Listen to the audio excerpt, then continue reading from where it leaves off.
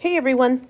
In this video, I wanted to talk to you all about the science practices, which is how College Board applies the information and facts learned from AP Biology. We've talked about these throughout the year. I just want to outline them before your AP exam. The first science practice is Science Practice 1, Concept Explanation. This is where you're going to explain biological concepts, processes, and models represented in written format. Now, if any of the questions were going to be somewhat close to memorizing biology, then it's going to be questions that are listed under Science Practice 1. You're not actually given information about which questions are Science Practice 1, 2, 3, 4, or 5, but it is worth knowing that you're going to have some questions where you are expected to explain biological concepts.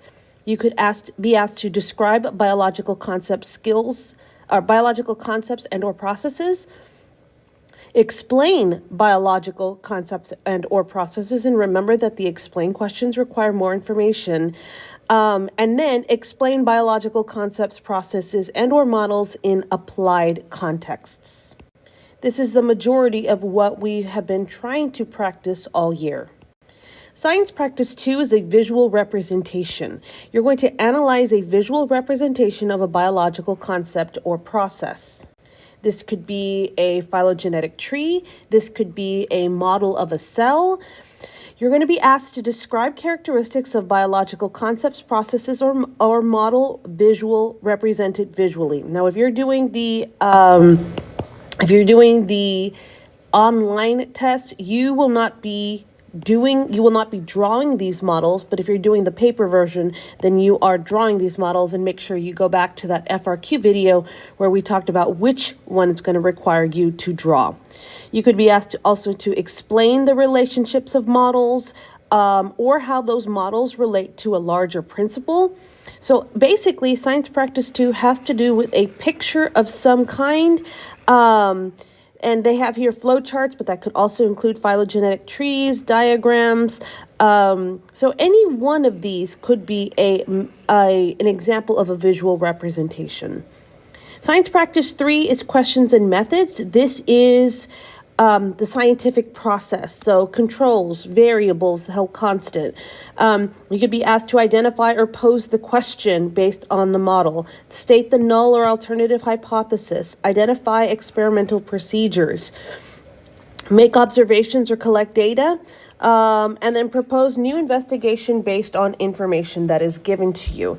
So the Science Practice 3 is about lab writing, and your understanding of lab setup. So we talked about how question 1 and question 3 on the FRQ align with the template that we provided for you at the end of the year. We based that template on what we were given from College Board about these science practices.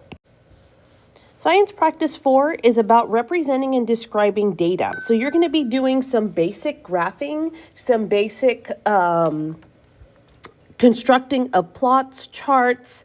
This would be a good time just to kind of go over again SAD, making sure that when you are asked to graph something, for those of you who are doing this on paper, when you are asked to construct that graph, make sure you account for the scale, the axis, and all your data points. Science Practice 5 is along the same line as Science Practice 4, but it's more specific with statistical analysis.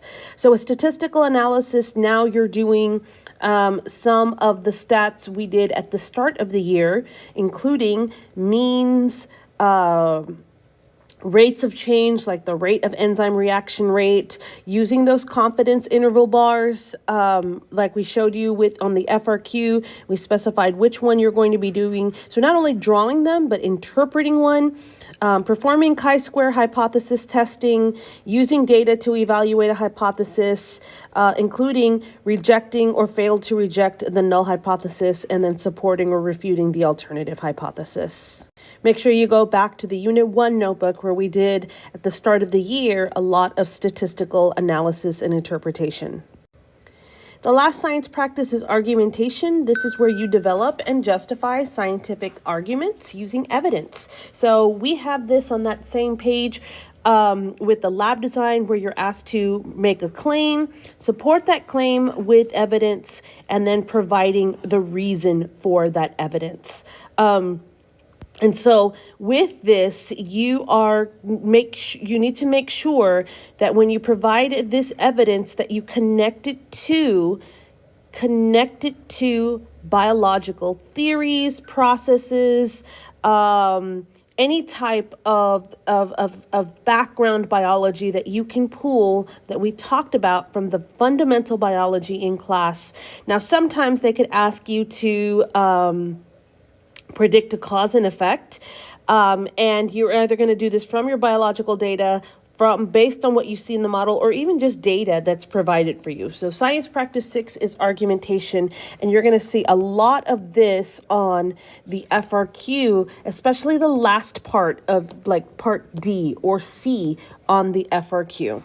So again, we've been practicing this all year, but I think it's worth it just to go over it one more time, because this is how College Board is going to take the facts that you have been memorizing and showing you how you're going to apply it, because each question has to be framed around one of these scientific principles, or practices, I should say.